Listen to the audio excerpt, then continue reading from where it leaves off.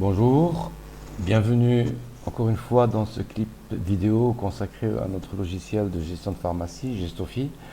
Et ce clip vidéo, nous allons terminer avec ce clip vidéo le cycle des achats que nous avons entamé dans de précédents clips vidéo.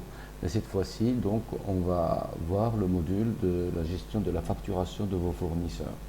Je rappelle donc que nous avons déjà évoqué les modules de proposition automatique des commandes fournisseurs, la commande courante et le bon de livraison, les avoirs émis et réceptionnés, et maintenant donc nous allons voir la procédure de facturation, de règlement et de gestion des échéanciers. Et je rappelle donc le cycle dans sa globalité, schématiquement. Donc nous avons traité les commandes, les bons de livraison, et là nous allons voir ce pavé-là qui est consacré à la gestion de la facturation de vos fournisseurs.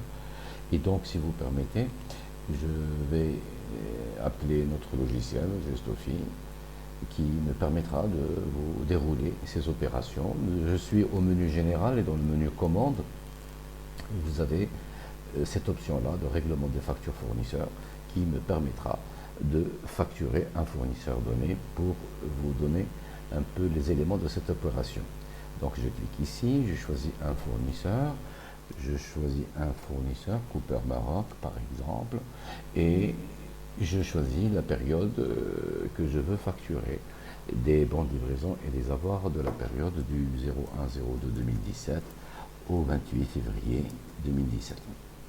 Et donc, j'appuie sur Entrée et Gestofi m'affiche dans le tableau que vous voyez la liste des documents, bons de livraison et avoirs. Ici, je n'ai que des bons de livraison dans cette première partie de ce tableau, mais si je continue à dérouler ce tableau, je tomberai sur des documents que voici, des avoirs qui sont notés en rouge. Donc ce sont des avoirs et qui sont avec un montant négatif, donc qui vient en déduction des bons de livraison. Dans la partie droite, ici, vous avez un récapitulatif du nombre de documents. Donc ici, il y a 221 bons de livraison dont le prix d'achat est de 170 000 dirhams avec une remise de 14 000 dirhams. Vous avez également ici, dans la partie 2, les avoirs de la période. Nous avons 9 documents avoirs dont la valeur en prix d'achat est de 1227. Et bien entendu, la facture normalement devra être le total BL moins total avoir, 170 000 moins 1200, ça me donne ce montant-là de 169 000.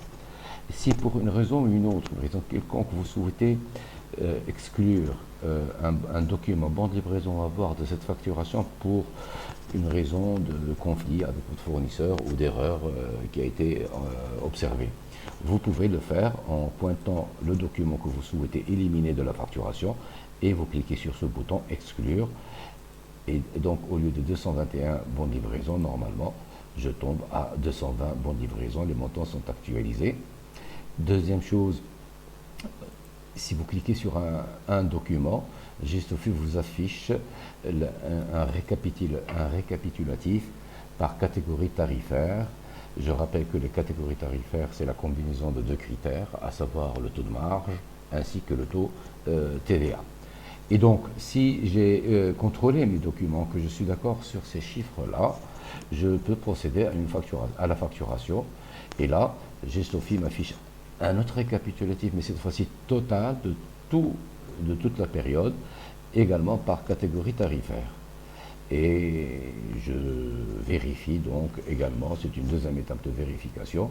Je signale aussi que vous pouvez aussi saisir dans cette colonne-là des remises supplémentaires, des remises qui sont produites sur votre facture. Vous pouvez donc saisir un taux de remise de 1% par exemple par catégorie tarifaire. Et donc j'ai un montant net TTC qui est inférieur. Et c'est ce montant net TTC nouveau qui fera partie qui va constituer le montant total de la facture. Donc, ici j'ai que des avoirs, on le remarque. Et donc, j'ai un total qui est de 168 090. Maintenant, je peux le facturer. Je peux cliquer sur le bouton validation de la facture. vous avez saisi partie de facture. Voilà, excusez-moi, je reviens à la facturation.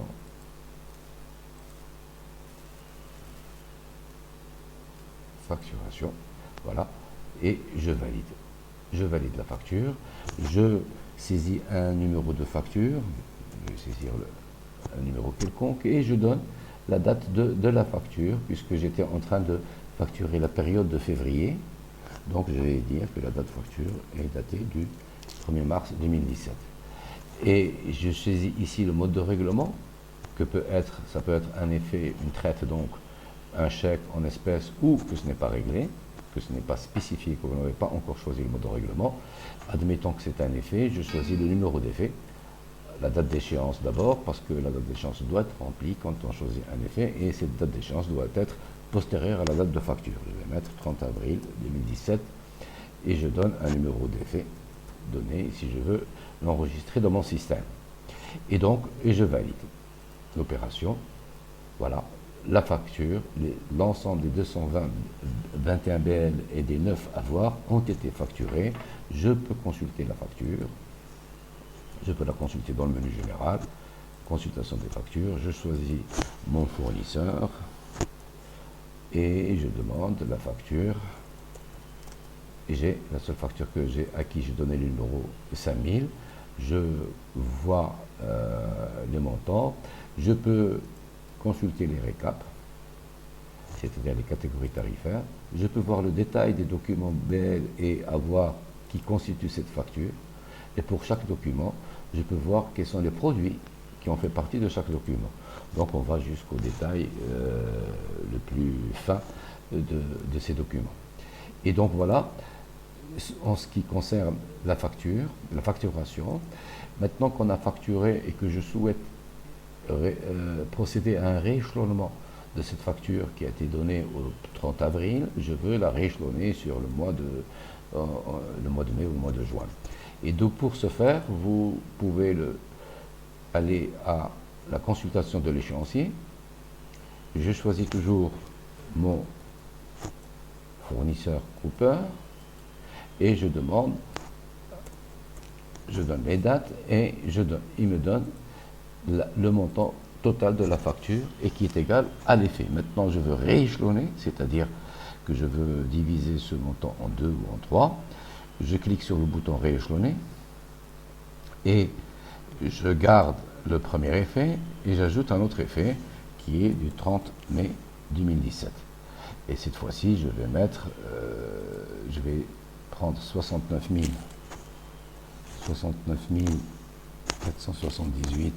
478,66 que je mets au mois de mai et donc que je vais enlever ici. Donc il me reste ici, excusez-moi, voilà, hop, j'ai rajouté un 0 de plus, c'est pas 1 million de dirhams. Voilà, 169 478. Normalement, si je ne fais pas, G-Sophie va me contrôler. Si jamais j'enlève les centimes, si je valide, G-Sophie m'indique que, attention, le montant total des effets est différent de celui de la facture.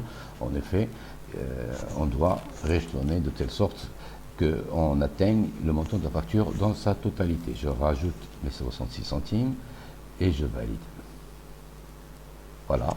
Si je veux consulter mon échéancier encore une fois, dans ce cas, je suis obligé de quitter et de revenir à la gestion de l'échéancier pour lui donner, je choisis mon fournisseur, Cooper Maroc, et je lui donne une date qui va jusqu'au 31 mai, ou 30 juin. Et dans ce cas, j'ai mon rééchelonnement qui a été enregistré convenablement, et donc j'ai ici les deux montants qui font le montant total du rééchelonnement. Voilà, je pense qu'on a fait le tour du cycle de la facturation avec son rééchelonnement. Je vous remercie pour votre attention et vous donne rendez-vous pour un prochain clip vidéo qui sera consacré au cycle des achats ou à un autre thème. En attendant, je vous souhaite de bien vous porter et à très bientôt. Au revoir.